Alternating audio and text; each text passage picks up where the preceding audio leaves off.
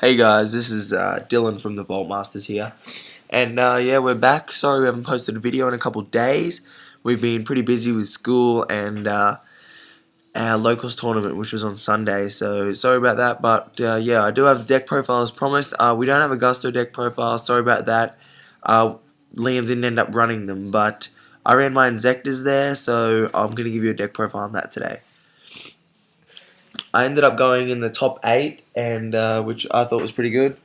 And here's the deck profile.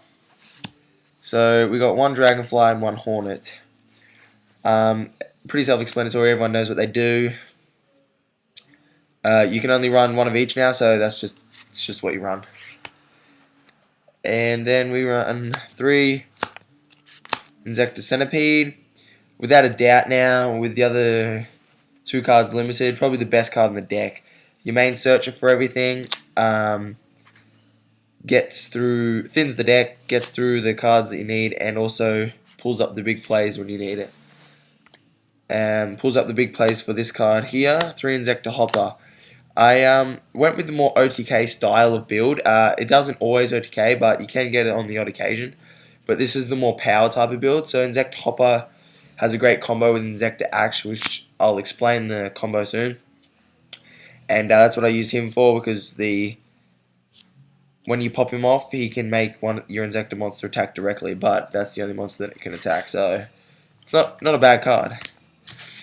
And then I run 1 Earwig. That's just another target for Centipede, and also when you pop him off, it gains 1 Inzektor 1,000 attack, so yeah, it's not bad. And I ran this mainly because I found that with the plays with Hopper, I would use it so often. You probably need to use all 3 Hoppers, that just in case I need another target, I'd run this.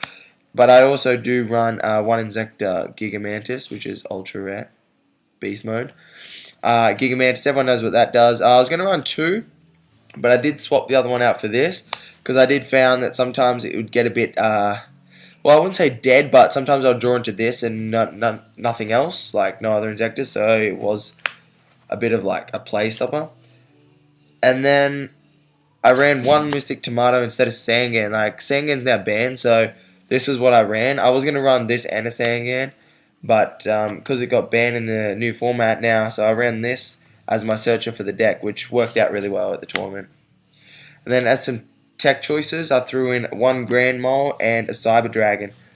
Cyber Dragon was mainly just for like intimidation, you know. First turn, special summon it, and Mole was more just to clear their field. So they worked really well. They actually won me a few games.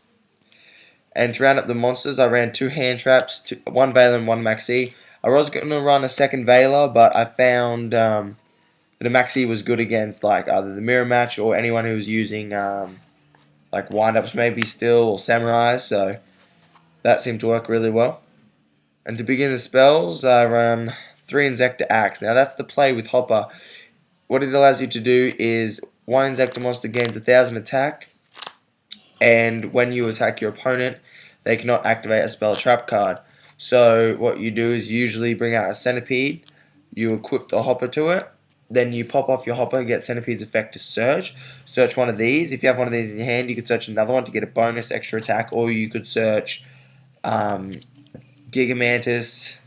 if you have one of these in your hand. So it goes to, if I usually would search a Gigamantis if I have one of these, equip Gigamantis, make him 2/4, your Centipede, then equip one of these, making him 3,400. Then you can attack them directly, and they can't activate anything in response. So pretty big power plays. It does use up a few cards, but that's why you can see that I needed that extra target in Earwig. For some draw power, I run 3 Dark World Dealings. Not many people actually run this card. I found it worked great. It got me what I needed, and got, like, if I had a Hornet in my hand or something and nothing else, I'd use Dark World Dealings to discard the Hornet, because it can be in the graveyard or hand, doesn't matter.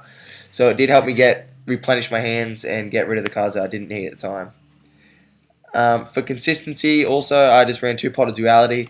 If I had nothing going with special summoning or overlaying or anything like that, I just used one of these and hopefully got something and chose it and got ready for my next turn or next play. So that's what those were used for. Then I ran for a Heavy Storm, 2 MST, just to stop any back row, just to destroy it altogether, to stop them using like solemn warnings or like dimensional prisms or just something like that, just that would shut me down. And that's a pretty looking heavy storm too. I run a few staples actually. Foolish Burial, it's kind of a staple. Monster Reborn, Dark Hole, and then obviously the Heavy Storm. But Foolish Burial is kind of a staple in the Inzektor deck. It helps you. It's like having an extra Hornet really, or in my case a nice Hopper if I see the play there. But yeah, there's just some staples. To finish off the spells, I ran one Allure of Darkness, 1 Day of Peace, and Dark Eruption. They're kind of all like tech cards. Allure of Darkness was not really a tech. It does great work in allowing me to draw, so that's what that was good for. And 1 Day of Peace was sort of just to protect me, allow me to draw. We couldn't think of another good draw power since I couldn't fit in the third duality anymore, so we ran 1 Day of Peace. And Dark Eruption, add 1 dark monster with 1500 attack or less from your graveyard to your hand. So it was kind of like second Dragonfly if I'd already used it, and it worked great in many plays. So for traps, I ran a few of them. I ran 2 Threatening Roar, just to stop them attacking altogether, and it's chainable, so that's why I ran that. Then a big decision, I ran triple Fiendish Chain. This was for the new Evil Swarms or Castellas. I did not want to run into any of those, so I just would lock them down instantly with Fiendish Chain and just stop them at the beginning of their major plays. Then for the final 3 traps, which are just one-ofs, I ran a Mirror Force and a Compulsory Evacuation Device. Worked great, Mirror Force and Compulsory. I was going to run 2 Mirror Force, but I couldn't find it, so I ran a Compulsory for the tournament, so I left it in there. And then I run 1 Ordeal of the Traveler. Now, if you don't know what this does, when my opponent declares an attack, they must pick a card in my hand and choose monster, spell, or trap. If they get it correct, the attack goes through. If they don't, their monster returns to their hand. So it was a great card, saved me many times actually, won me a few duels. Now onto the extra deck. Only a small extra deck, only 6 of them.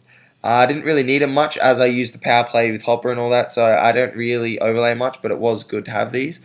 I did use them quite a bit. I run 1 1-up Zen Mains, 1 number 20 Giga Brilliant, 1 Levier the Sea Dragon, 1 Acid Golem, and 1 the Stringed Engine. So those were my level 3s, and then I went into Zen Mains the most probably, and I do run 1 level 4, which is number 39 Utopia. So that's the extra deck there, and appreciate you guys watching. It does mean a lot, all the suggestions and all that you guys are giving us. We do have a Evil Swarm versus Dragon of the Gusto video coming out. Thanks to someone leaving a suggestion in the comments, we're going to try Evil Swarms against it. But thanks for watching this video. Please comment, rate, subscribe. Sorry if you did hear music in the background, guys. That's my sister. And yeah, Dylan from the Vault Masters signing out. Thanks, guys.